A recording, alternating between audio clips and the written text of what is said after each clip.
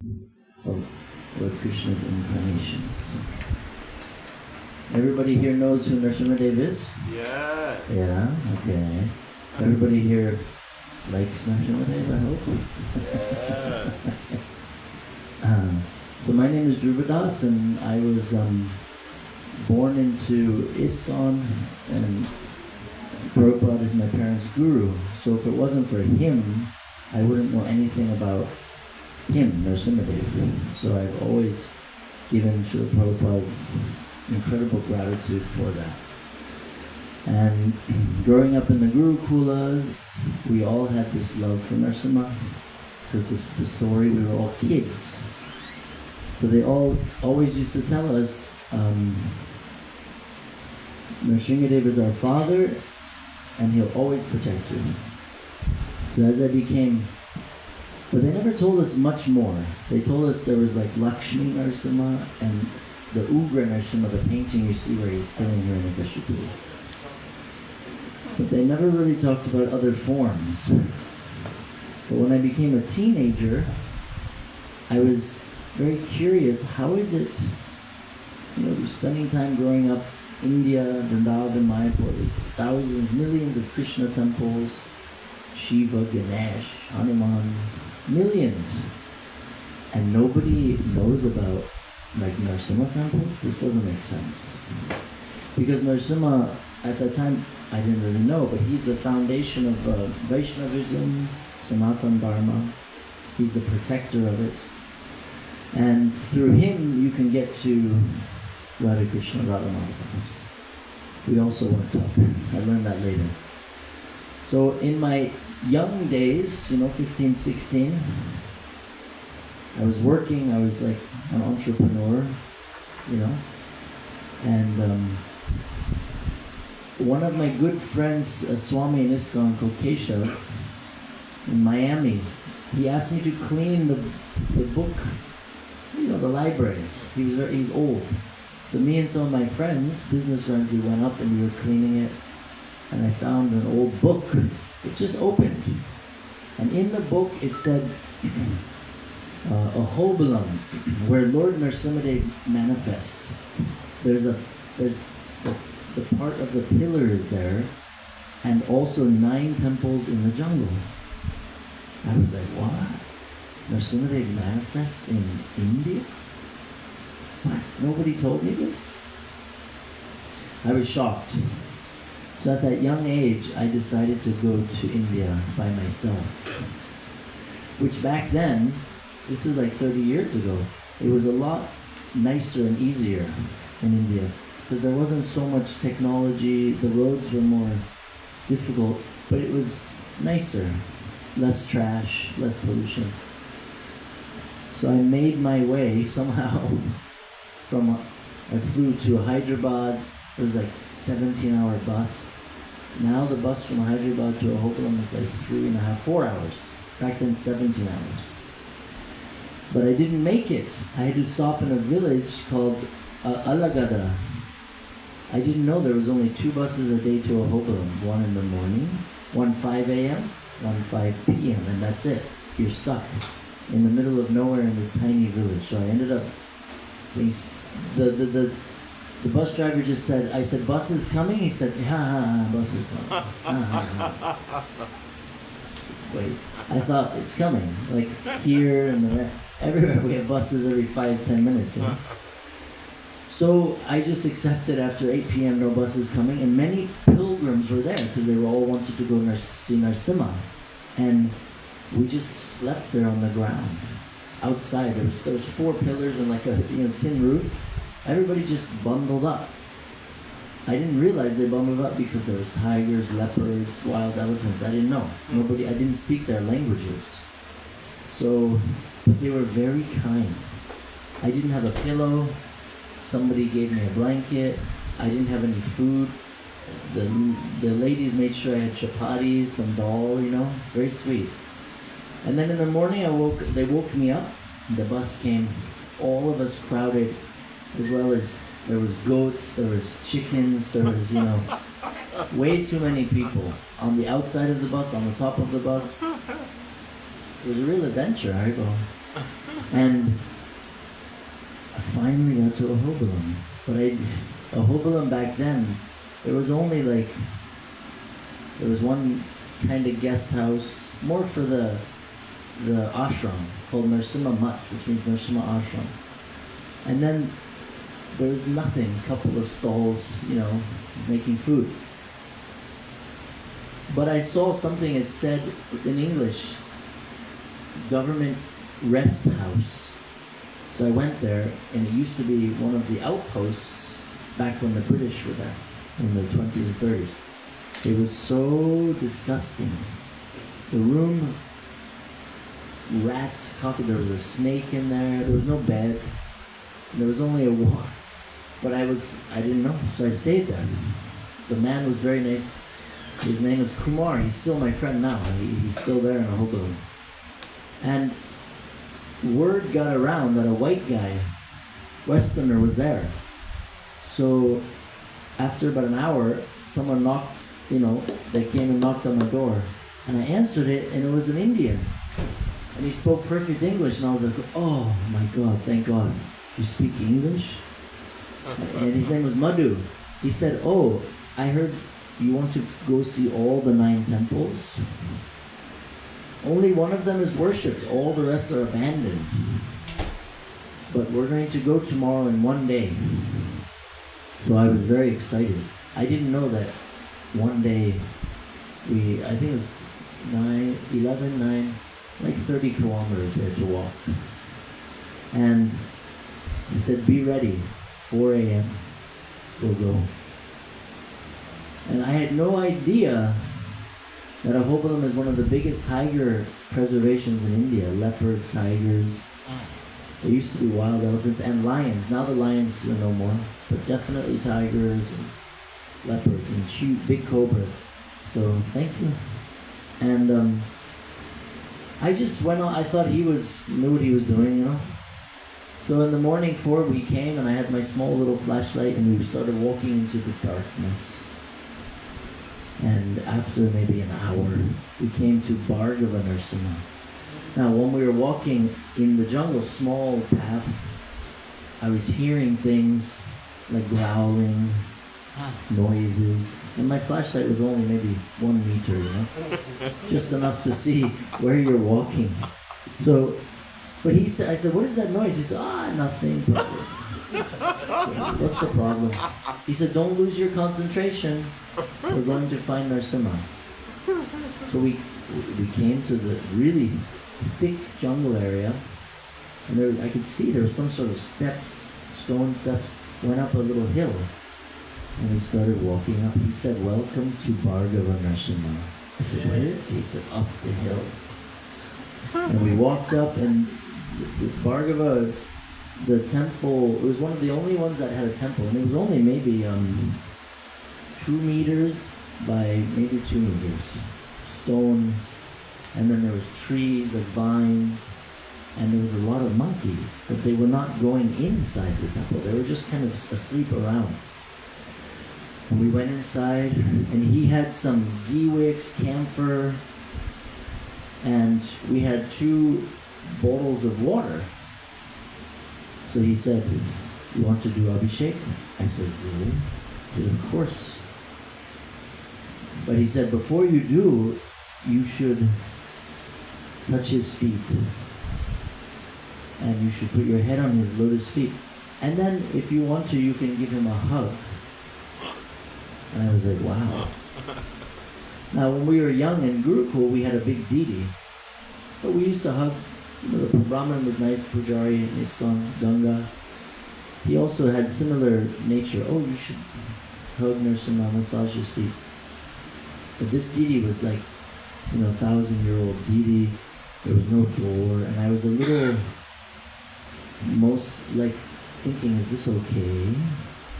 And Madhu kept reminding me, no, he's your father. Of course you can touch your father's feet. Of course you can hug your father, right? And then we did Abhishek still in the darkness, and we lit the camphor lamp. And somebody had left an oil lamp, so we lit it.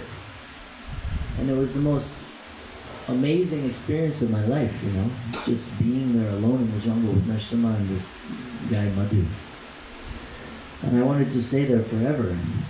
He said, Druva, we have to go to the next one. Otherwise we won't make it. I said, okay, but can I come back? He says, yeah, no problem. So 9 forms. I thought they would all be the same.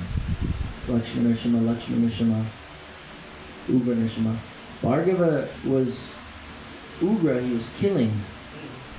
So the Rishi, Bhargava Rishi, one of the great yogis, devotees of the Lord, he was doing tapasya and he wanted to see the form, this when he killed Hiranyakashipu. So the Lord granted this to him. So then, because of this, a king some 1,200 years ago built the small temple and put the idol there. So it's very Ugra Narasimha, beautiful. And Prahlad is at his feet, praying. And I was amazed. And then he said, now we have to walk. He said, get one stick. I said, oh, why? He said, oh, maybe some cobras. That was okay. So we have to go to Chhatravata Narasimha Swami. He's sitting in this yoga pose. He's very happy. The demigod, the apsaras, the heavenly nymphs, they're called. They didn't have anything to offer Narasimha except their dancing and their singing, So, oh, there you go. Thank you so much. Thank you. And so they danced in a hobalam and sang, and the Lord appeared to them in this form of smiling, happy Narasimha. So that's a beautiful deity. Again, his temple was completely broken. Nobody was there. And this deity was much bigger. And so when you hug him, you feel like you're really hugging him because he's so big. And we did a marvelous, unbelievable puja, and then he started chanting all these mantras I didn't know, like the Narasimha Astakam, the Lakshmi Narasimha Karavalambam Stotram, right? The Narasimha Sahasranam, Madhu. He's traditional South Indian, so he knew all these mantras. And, his story was interesting, like mine. I didn't want to have to go to college, all this boring stuff. Everybody was doing this. They were getting girlfriends or boyfriends, going to high school, then going to college. I would rather shoot myself. It's my nature, I was more business, entrepreneur. I was more into adventure, Indiana Jones, treasure. The idea of sitting in a classroom is not me. So Madhu also, and I'm the eldest, 6 of us, so a lot of responsibility. But I had mentioned, the other kids can do that, But I had to be more free. And I didn't want, the idea of marriage. I was like, no. I want my freedom. So Madhu had a similar story. He's a few years older than me. He had run away from home to a hobalam because he's the only son, and his father, very, very rich billionaire industrialist in Bangalore, India. He said, okay, now Madhu, now we have to search one wife. You have to get married and you have to take over the business. I will retire. And Madhu said, no, I'm too young. First I want to do something. Let me do some. No. So he ran away and went to a hobalam, and that's when I met him. So he's telling me the story, And his only thing was to go see Narasimha in a hobalam. He told his father, let me do this, and then I will submit to you. So we're walking after Chhatravata, then we walked to Yoga Narasimha. So Yoga Narasimha is the god of yoga. Yoga came from him, not from Shiva and all these other lies that are out there. Shiva's a bhakta, he's not Bhagwan. He's meditating on the Lord always. So now this Yoga Narasimha used to be inside of a cave, like a tunnel cave. And many devotees went in there and they never came out. So over the years, the Brahmins, they had made they held each other's hands And they went in and they took the deity of Yoga Narasimha and brought him out. So this deity was just sitting under a tree. No temple, nothing. I could have taken him home, you know. I was amazed, like, why is he? And then Madhu had explained the story. It was too dangerous. Eventually they'll build a temple, which they did many years later. So it was amazing to have him under this tree, and then the sun started to slowly rise, you know. So we were chanting Gayatri in front of the god of yoga, Narasimha. And then he said, now we have to walk like, 10, 11 kilometers up the mountain to Upper Ahobilam. Now we're in Lower Ahobilam. You have Bhargava Narasimha, Chattravata Narasimha, and Yoga Narasimha. Now we have to go see Karanja Narasimha. This is the deity. As we're walking, this is the deity that Hanuman worshipped. So it's believed that Hanuman, which is we have here also, he stays in Ahobilam because Ahobilam is the beginning of Seshadri Pura, the heads of Ananta Sesh, and then the body ends in Tirupati, Tirumala. So Hanuman likes to be in this region as well as the Devatas. So the story goes, he was meditating in Ahobilam, imagine jungle, he was chanting Ram, Ram, Ram. And then Narasimha appeared. And he said, yes. And Narasimha said, Hanuman said, oh, you are not my Ram. And Lord Nrsimhadev tried to explain, no, I am Ram. He is me, I am him. But Hanuman said, no, please, do not disturb my meditation on my Ram. So again, he starts meditating Ram. And then Narasimha appeared with the bow and the arrows, and like a bluish green color. And they call him Karanja Ram Narasimha because he appeared under this beautiful Karanja tree where Hanuman was doing tapasya. And so they believe this is, and this temple, all these big white monkeys, langur monkeys, this is where they reside. And this deity also is sitting outside under a tree on the side of a kind of a cliff of a mountain. And then all around is gigantic mountains everywhere, like cliffs. Almost like Govardhan, but like 30 times bigger, you know? And I was so struck, I was like, this four, Chattravata Narasimha, and then Yoga Narasimha, and then now Karanja Narasimha. My mind was blown. And then he said, now we will walk to Ahobala Narasimha. Ahobale Ahobalam Narasimham. This is what Lord Ram called Narasimha. Lord Ram went to Ahobilam. I didn't know until I read it for myself in the Ramayana, in the Puranas. Lord Ram went there and he is Narasimha, but when he was banished, he also went to these holy places. And he called Narasimha Ahobale Ahobilam, the wonderful, the glorious Narasimha. And then he chanted a beautiful prayer called the Rana Vimochana Narasimha Stotra, which on Saturday we're doing the Havan, we will chant this, very powerful. So this is the main deity of Ahobilam. In the Shalagram that Prahlad worshipped, small little Shalagram of Ugra, worshipped inside this cave in between two mountains, like boom, and then inside this cave. So this temple was constructed by some of the most powerful, wealthy kings of India. The Vijayanagar kingdom, the Hoysalas, they all added their parts.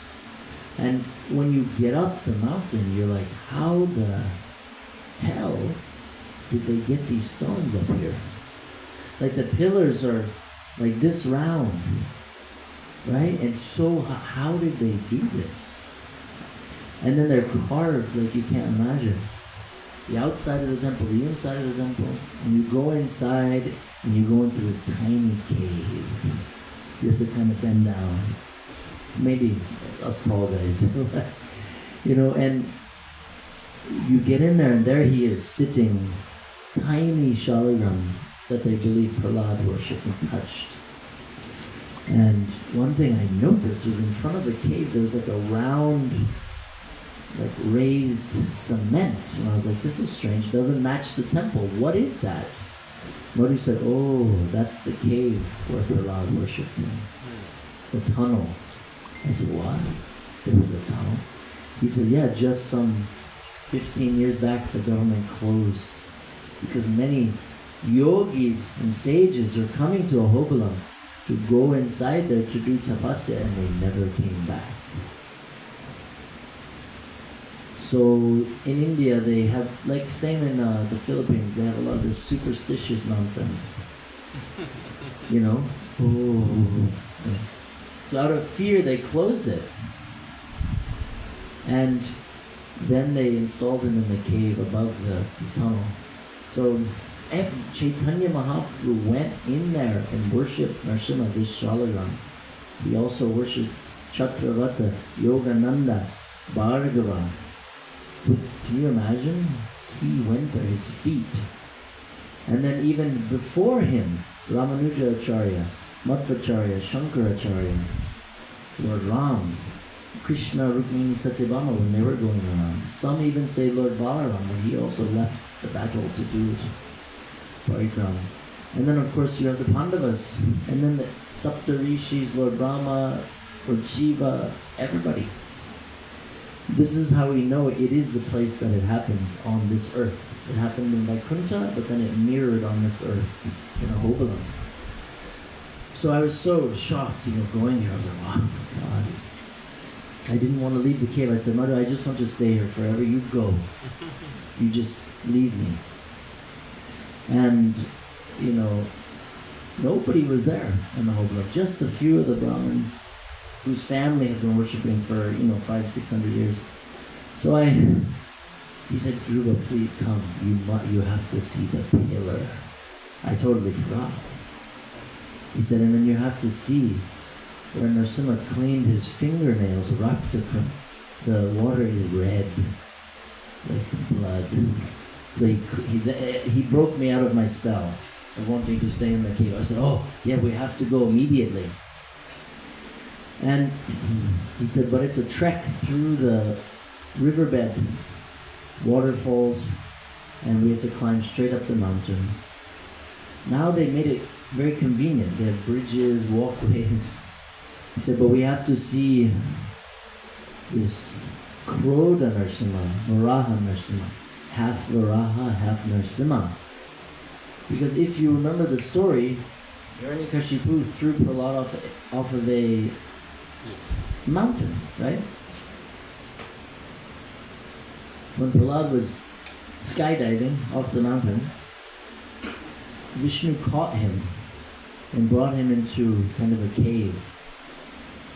And Vishnu was saying, I'm coming to save you, Prahlad, don't worry. And Prahlad said, Narayana iti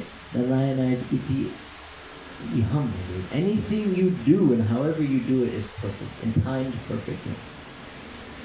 And Vishnu was saying, please, ask of me anything you want. And Prahlad said, I want to see the form which you killed my uncle, Hiranyaksha, Varaha. And I want to see the form in which you're going to kill my father. So he showed them both. So because of this story, then a deity was created, called Varaha Narasimha, Krodha Narasimha. So there's another big temple towards the coast in Vishakhapatnam, called Simhachalam, where Varaha Narasimha is their small deity.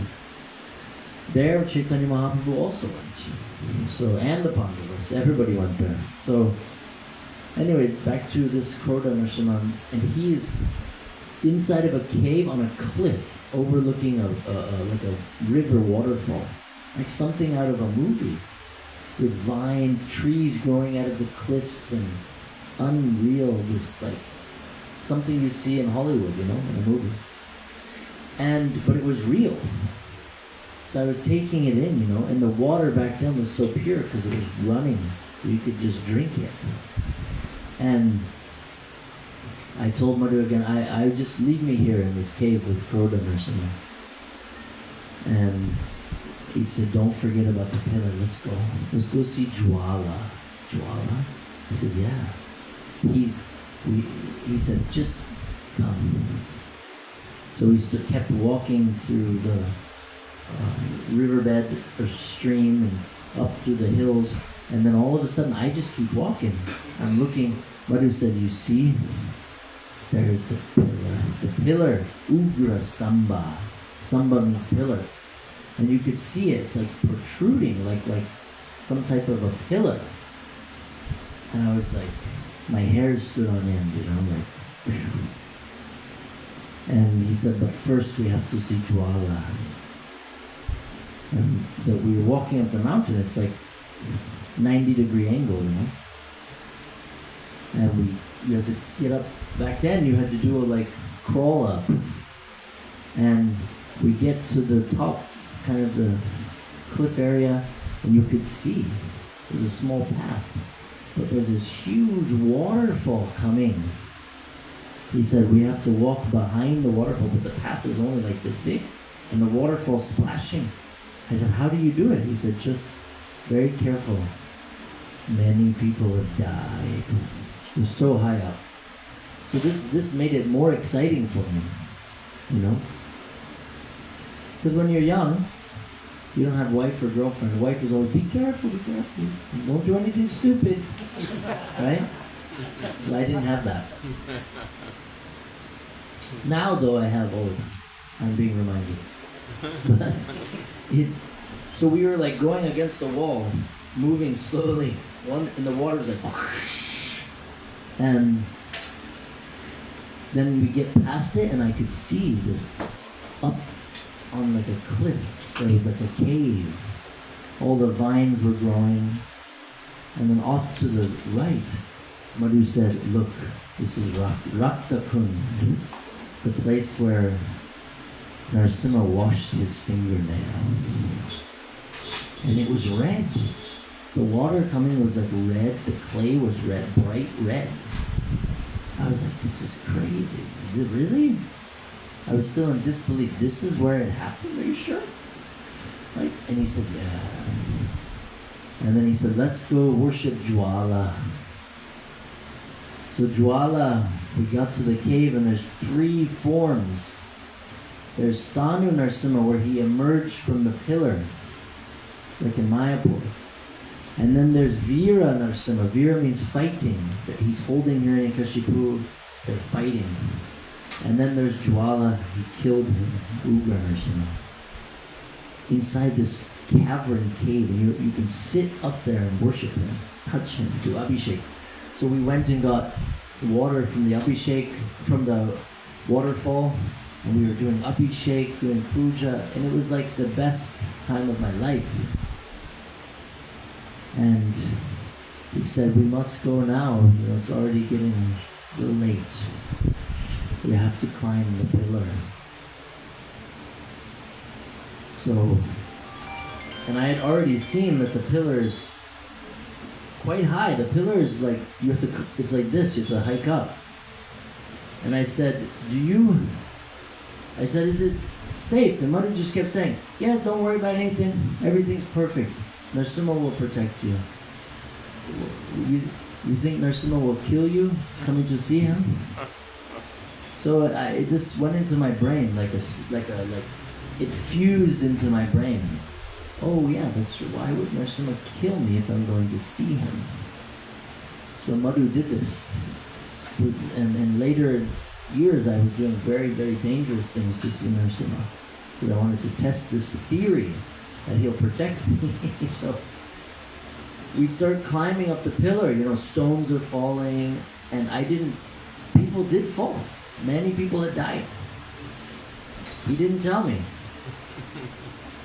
And we get to kind of the top of the back of the pillar, and you're so high, like so high up. And then we're on the pillar, and Madhu's touching to his head, and he says, Druva, everybody has come here. Your Chaitanya, Mahaprabhu, Krishna, Ram, they have touched this base of the pillar. Can you imagine? It's hard to think, right? So we offered our respects and we took a little break, and we hadn't eaten anything and hardly drunk anything, because I had this energy, I didn't want anything. I just wanted to go to the next temple. So then we start going at the top of the pillar, and you can see 360 degrees, and you're so high, and the wind is coming, and you have to go down to the bottom at a little point. And this is where they believe the Narasimha's lotus feet touched this part of the pillar, and Chaitanya Mahaprabhu went there, everyone went there. So, sorry, I have to call my son to say good morning. Please have him. So, we did a beautiful, beautiful puja, and I'm on top of this unbelievable place, like a dream. And then Madhu said, Druva. And then I took a stone from this place, which I have upstairs. I travel with it always. My first stone, like 30 years ago. And I didn't realize people would carry these stones with them and hold them against their body and as a good luck thing, you know. So when we descended from the pillar, he said, we must go see Mohaloha Narasimha. Mohaloha. Happy. Lakshmi did tapasya to marry Narasimha. So in this place, a spring, a natural spring came up. She was meditating. And we went over a mountain, and down a mountain, another mountain, and we ended up in this place on the side of a mountain. And there was Mohaloha Narasimha sitting under a tree, no temple, nothing. And then we did puja. It was getting late. He said, Druva, we have to go to Prahlad's school, Prahaladavardi, they call it. There's a cave there where he worshipped Narasimha, Yoga Narasimha. So again, up mountains, looking over the cliffs, the most beautiful landscape, but dangerous. And we get to this place, and there's many yogis there with big dreadlocks. They have kamandalus, and they're just staying there, chanting on their malas. And you walk to the back, and there's a waterfall, and you have to walk on the side, and there's a tiny cave. You go inside, and there's Yoga Narasimha. So it started becoming just before dusk when Narasimha appeared, and Madhu said, Druva, there's one more temple left. Pavana Narasimha. 8 kilometers into the jungle, we have to walk up the mountains. What do you think? I said, well, we're here. Why not? So we had to walk back down the mountain, and we came to a Hobala Narasimha, the Ugra one in the cave, and the Brahmins were kind of closing up early because of the wild animals. I didn't know, nobody told me.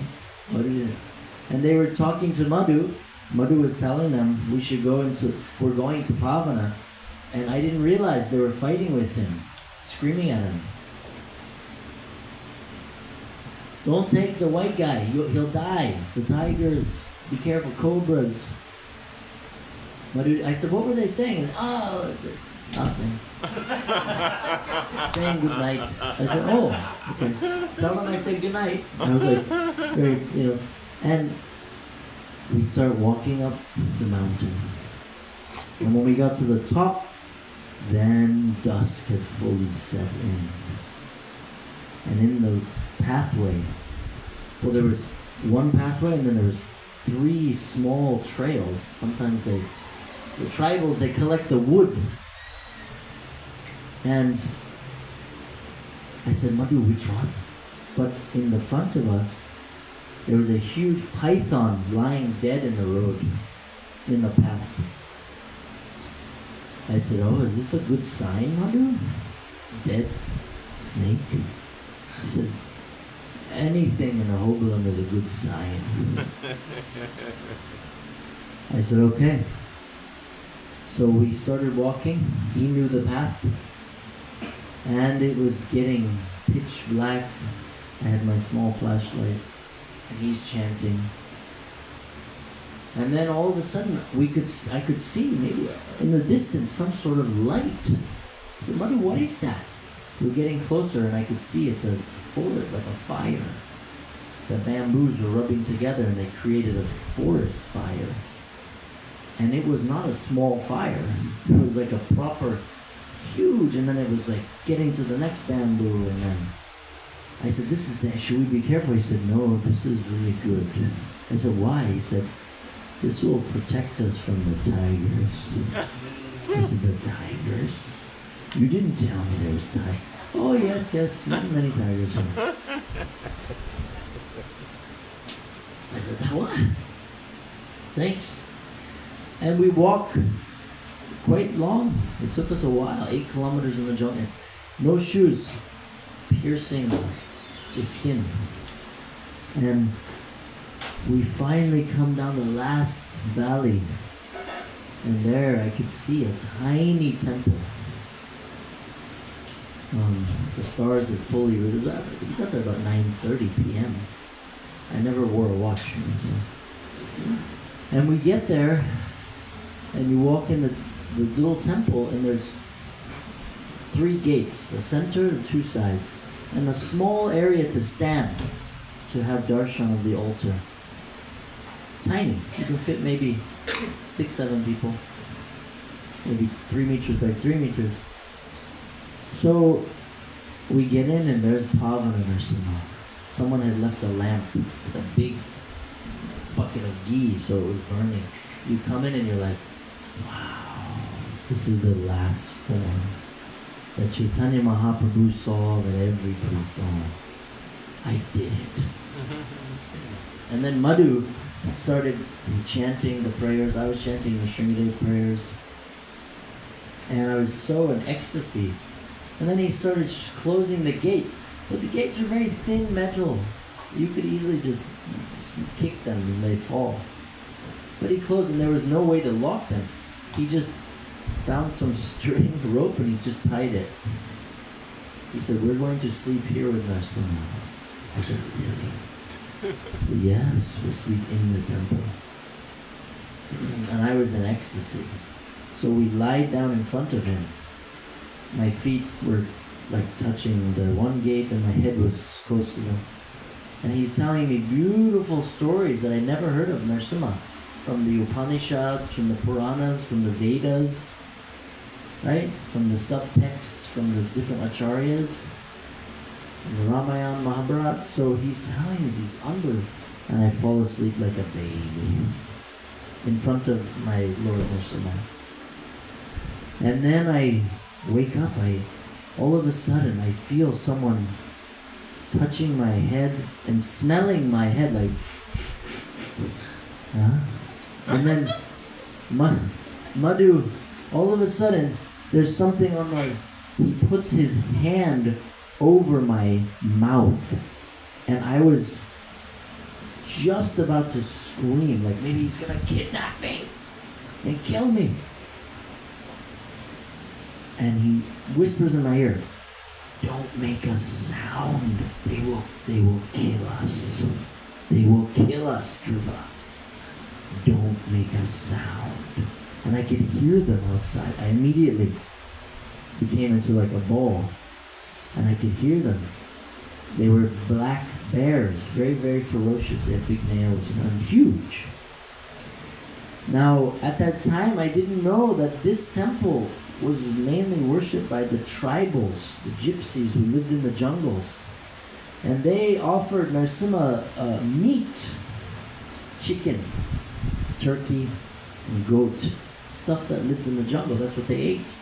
They're called the Shenchu tribe. And they're also one of the only cannibal tribes left in the world. I think there's one in maybe Congo, Africa, and then New Guinea or something, Papua New Guinea. Only 3 places in the world where they eat human flesh. So I didn't know there was, outside the temple, they never bring the meat inside, but they will offer the deity, the animal to Narasimha outside and kill the animal. Nobody told me this.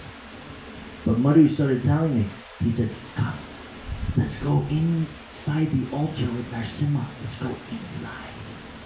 So we go inside with Pavana and Narasimha, and I'm crouched up, small space, kind of holding on to the deity. And I'm like, Narasimha, don't kill, not yet. And we're praying, and I could hear the bears outside fighting with each other, like roaring. Very powerful. In the zoo, it's easy, but in their territory. So I was praying to Narasimha and I fell asleep again. We both did. And then I woke up to the birds in the morning, and it was light. And Madhu, next to the temple there was a river, or a stream, a creek. We went there and took a bath, and we did big puja. Then he showed me a cave next to the temple where Lakshmi did tapasya. The final tapasya, and then Lord Narasimha and her became one in the marriage.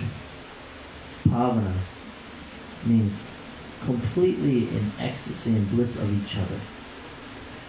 So it blew my mind, coming from ISKCON where nobody knew anything.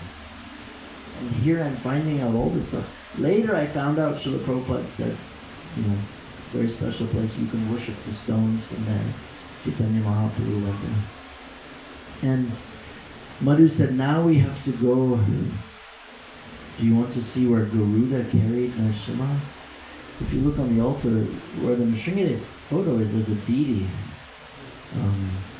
One Prabhuji got a few days ago. And he's called Kanaka Narasimha. Garuda carried Prahlad and Narasimha to a place, another mountaintop, so they could do yoga together. This is called Garudadri. Madhu said we have to walk 11 kilometers in the jungle. And then after this darshan, we will go to Jyoti Narasimha. Jyoti means emanating a brilliance, the rays of the sun, And he said by nightfall, then we go back to Ahobilam by bus from Jyoti. So I started walking fast, because already one day we didn't eat. I was from America, exercising, I needed some food. We fast on Janmashtami and some of the festivals, but it wasn't Janmashtami.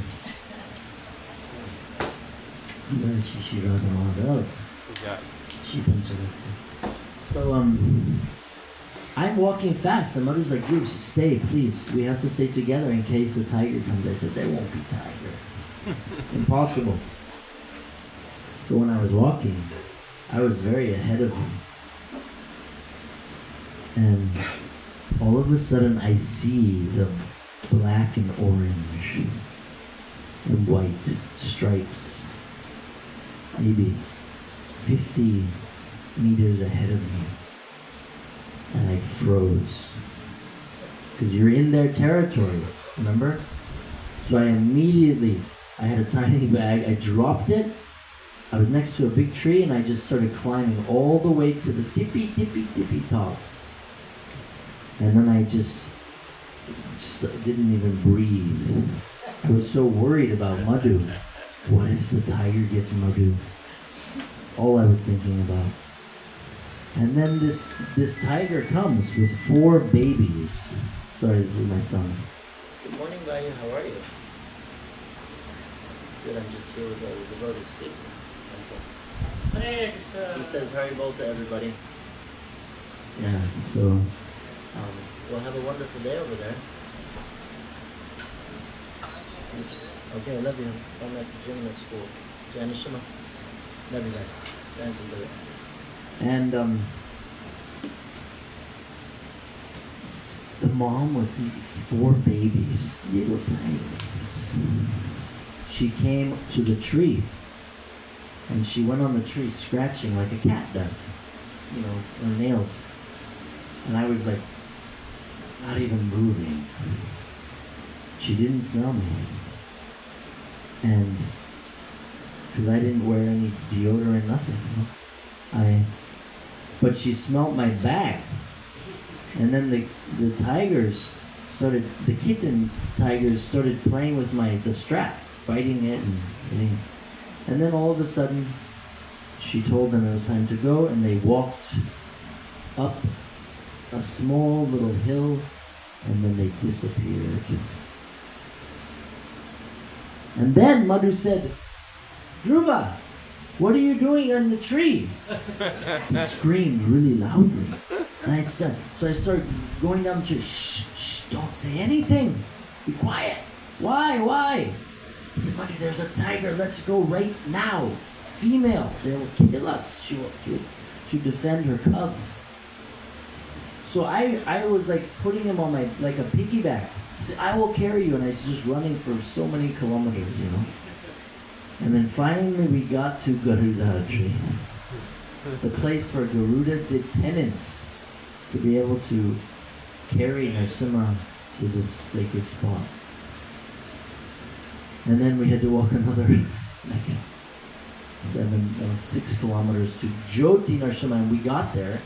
In the middle of the jungle, imagine, thousands of people and tens and thousands of watermelons.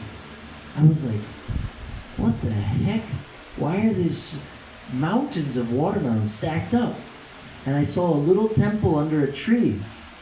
And immediately we went in there. There was one Swamiji who actually died. I met him. Narasimha Swami. This is where he meditated, on Narasimha.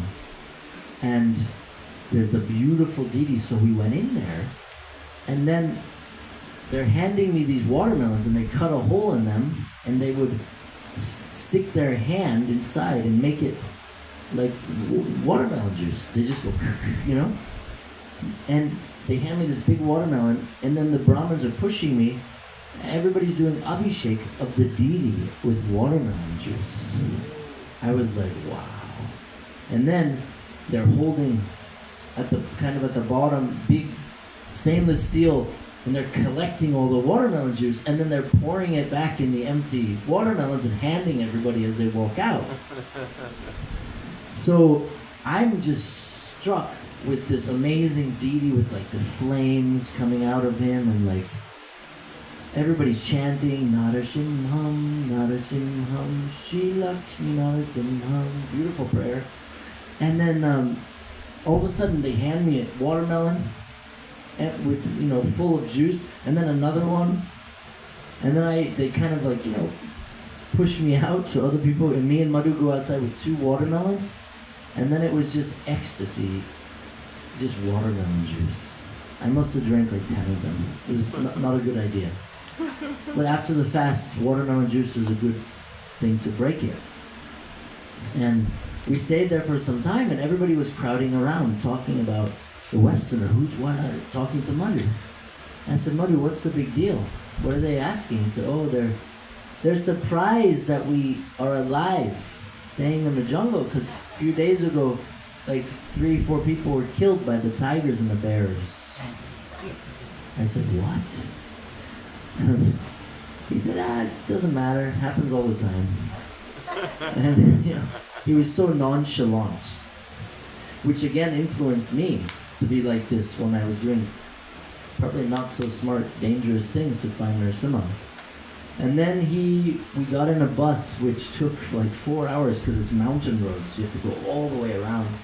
And we got back to Ahobalam in the last darshan, Lakshmi Narasimha. And the Brahmins, when we got there, they all had the evening prasad. One of my favorites, curd rice, heaven, with a little bit of sambar. So you have the cold curd rice with the warm sambar. It's like, oh. So we got off the bus, and they all start coming over. I know these Brahmins, there's 2 of them are still alive. Ramesh Swami and his brother Venugopal. No, Venugopal and Badri Narayan Swami. And they're screaming at Madhu in Telugu, whatever, you know. I said, Madhu, what's up? They're like, you know, we were very worried. We thought you were dead because the tigers. Why did you bring this Westerner? And then Madhu I said, what did you tell them? He said, the same thing I told you. You think Narasimha is going to let you die going to see him? And if you do die going to see him, this is perfect death. So the Brahmins had to be quiet. So it was amazing. And then Madhu and I spent the evening together, and the next morning he had to leave. And I said, there has to be other Narasimha temples. Come on, Madhu, do you know any? And the Brahmins in Ahobalam, they were like, no, only Ahobalam. They had this ownership of Narasimha, and I was like, this is impossible. I don't believe it. But one of them, Madhu convinced, to tell me about Yadagiri Gutta, another place they say Chaitanya Mahaprabhu visited in the Saptarishis. The 7 sacred yogis went there in a cave to bring Narasimha Darshan to them after he killed Hiranyakashipu, and he manifests in the cave as Lakshmi Narasimha, Yoga Narasimha, and Shalagam or Ugra Narasimha. And this is where my addiction for Narasimha came into play. You know, addiction's a bad word, but not for me. Obsession.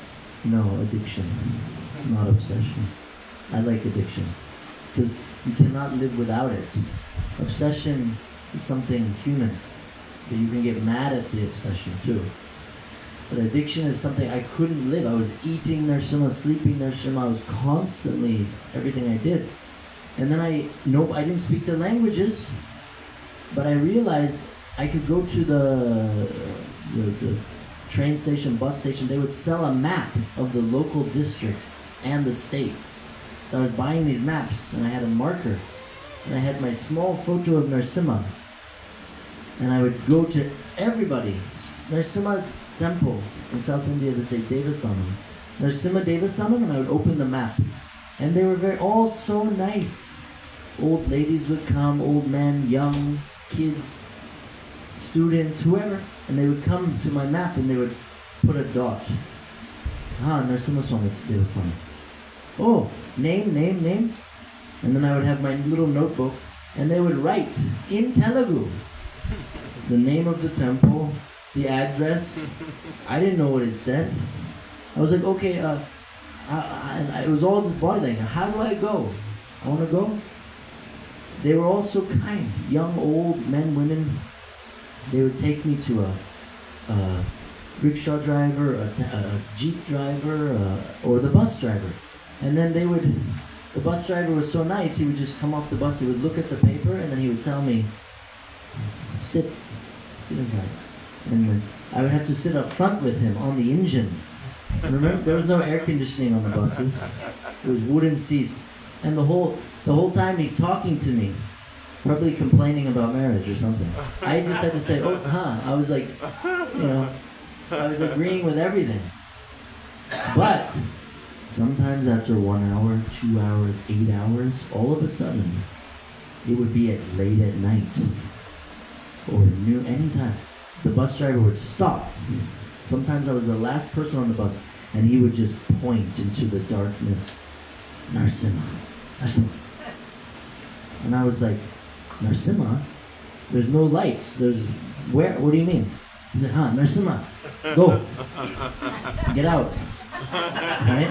And then he would just point, and then I would get out, and I would see, okay, there's some sort of a road or path, or,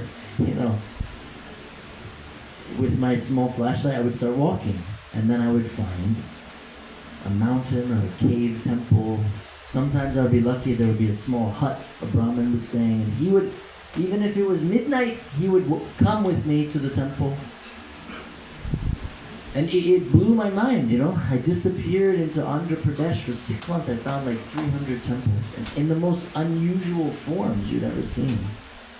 Swayambhuv Narasimha. You would go inside of a cave and you would just see two huge eyes painted on and a big mouth. Swayambhuv. This means some yogi was doing tapasya and he was meditating and the Lord appeared in front of him on that, gave him a vision on this, the wall in the cave, so that becomes the Lord, worshipable, because that's where he gave the... So I didn't even know this. There's forms, Chintamani Narasimha, there's Kevala Narasimha, there's Girija Narasimha. Means he's waiting inside of a cave for his devotees to come and worship him. In meditation he's waiting. Bala Narasimha, Bhadra Narasimha, right? Rudra Narasimha, like it just kept going on and on. And everyone would help me. The bus drivers, the rickshaw. So I would just stop random people. And sometimes I would have to walk 10, 20 kilometers. There was no buses. I just started walking. And I would hitchhike. Somebody would pull over in like a fancy car, I guess, back then. Scorpio, they called it. And they would always, there was already 20 people in the car, but they would always make room for me. And then they would take me to the temple, because I would have it written on paper. And they would come with me. And sometimes I would get lucky, they spoke a little English. And then I would immediately ask the Brahmin, other Narasimha temples? And then the Brahmins, they have a network. One Brahmin's brother married one Brahmin's sister from another Narasimha temple. So it was just like this, And every single person was so kind. I would stop motorcycle guys, farmers. I would go to shops and just ask them, hey, where's this temple? And like I said in the morning, they would literally stop opening their shop and they would take me to the temple, have darshan with me. It was like this mood of Narasimha devotees, like Prahlad, very, very open and loving and caring, like a family. And even though I was really obsessed and addicted to finding him, and I would sleep in these caves at night, sometimes there's no Brahman, and I would be walking up the mountain, and I would hear a growl, like really angry cat. And I'm disturbing, maybe they're living inside the cave temple at night. And I would hear them run out, and then I would sleep in there. And a couple of times I woke up, and they were trying to come in. I had to but it was such a mind-blowing experience. And I was finding treasures. So many of the temples were abandoned. Deities, puja art, just nobody cared. It was sad, but it was also awesome. Finding these temples in Andhra Pradesh, right? And, some of the most unusual forms. Tomorrow night I'm also giving another talk or slide. This is like a slideshow because the book is so big. So one of the forms which I didn't know about was like this form called like Lion Narasimha, right? Have you ever heard of a form called Lion Narasimha? You ever heard of a form? Because he is half man, half lion, right? Well, look at this form. This is him. I was like, what do you mean Lion Narasimha? I know he's half lion. And they said, no, this is Lion Narasimha. You see? Sitting in the jungle. This statue is over 2,000 years old, the archaeological department says so. And finding him was a miracle, I'll tell you tomorrow night. But he, this deity was worshipped by the gypsies. They have no money. They can't afford fancy temple, fancy deity. So they carved a lion, and they have the chakra and the conch shell on his shoulders, the tilak, and that's how they worship their Narasimha.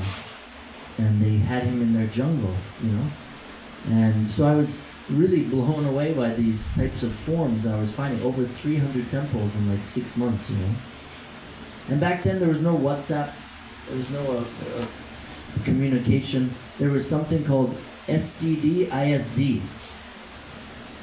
I don't know why they called it STD, but standard telephone direct, I don't know. Anyways, it never worked. I would try to call America, it would ring, and then I would hear my father and then hang up. It wouldn't work. So I just didn't care, and I was a teenager. I was only 15, 16. So I was like lost in my world, in my addiction of Narasimha. I didn't realize my parents thought I was dead or kidnapped. So they sent the FBI and the Interpol and everybody after me. I didn't notice until they caught me.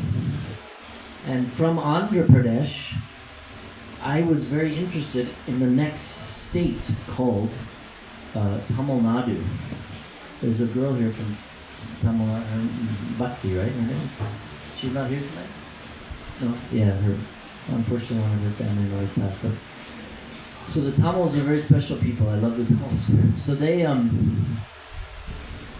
when I was asking a few people, like I would go to the universities to find professors so I could learn the story of each temple.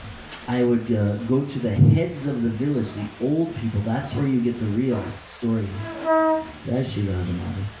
And I would ask them, I need to go see. I would say, listen, I want to go to Tamil Nadu. Are there any Narasimha temples in Tamil Nadu? And they would tell me, Tamil Nadu? No. Tamil Nadu is useless. Tamil Nadu only has fishermen, ocean, and nothing is in Tamil Nadu. People are, they literally told me, these people are like useless people, there's nothing there. And I was like, that doesn't make sense. They said, anyways, Narasimha is only in Andhra Pradesh. So they had this, what do you call it? Yeah, like how women get sometimes to their man. He's mine. Nobody else can have him and talk to him. It was like that, but about Narasimha. And I could relate. I was like, oh, that's cool, right? Like they're really, they really think he belongs to them. And in Andhra Pradesh, kind of in a way, there's thousands of temples. So now, tomorrow, when should I finish? Yeah, okay, perfect. Tomorrow, I could go on Andhra Pradesh for months. Because, each temple, there was crazy, dangerous adventure. But I'm giving you just an overview. So, in the beginning, I wasn't thinking about making books. This is my first book. And now I'll tell you about Tamil Nadu tomorrow. That's crazy. And it had to do with like a woman. Like it's just awesome. And like, in ISKCON we have sometimes very black and white ideas. But as I got older and I studied the philosophy, our philosophy, Prabhupada's books, and the Vedas, Puranas, Upanishads, I realized all the devotees live in the gray, the center.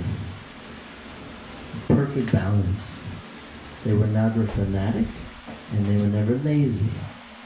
They had to live in this world. So, yeah, and then like women worshipping Narasimha in temples, like I was like, what? Women, what? This is not right. But I'll get into those stories tomorrow. How I met one mother, one of my favorite ladies I met on my travels. She was amazing. And then also the kingdoms in Andhra. There's kings in India. All of the kings worship Narasimha exclusively. And at the forefront of their dynasties, they had always 4 entrances. Very rare they had more than that. North, south, east, west. At the front of each gate was a Narasimha temple. Sometimes, or they would have a mountain. He would be on the top of a mountain, like guarding their... I learned this as I got studying the chronology and history of India. And the funny thing was, I hated education. I despised it. But then I became like an anthropologist. Because I was searching for Narasimha, but on my search, I also had to learn about the culture, the history, the dynasties, the people, all the category, the languages, the arts, So in the end, I became what I despised, but it was, obviously I don't have a title, PhD, but it worked out like that. And Yeah, so we'll get on to Tamil Nadu, and then after Tamil Nadu, there's Kerala, Karnataka, Maharashtra, Gujarat, Rajasthan, Punjab, UP, AP, blah blah, West Bengal. Bangladesh is India. Nepal is India. They just not anymore. Kashmir. Every state worships Narasimha, and they consider him the foundation of their worship. So we'll get into that tomorrow. I'll speak a little about it in the morning. But thank you guys so much for your time and coming, and I look forward to seeing you all tomorrow. And also on Saturday, we're doing Narasimha Havan at the New Temple, and on Sunday here. And if you would like, you can come upstairs and have darshan of something special. Some of you have already seen, but I have a special DD up there and some nice things. You're more than welcome. And yeah, thank you so much. May Lord Narasimha may bless and protect you all. Jai Shri Prabhupada, Jai Shri Radha Jai. Jai. Oh.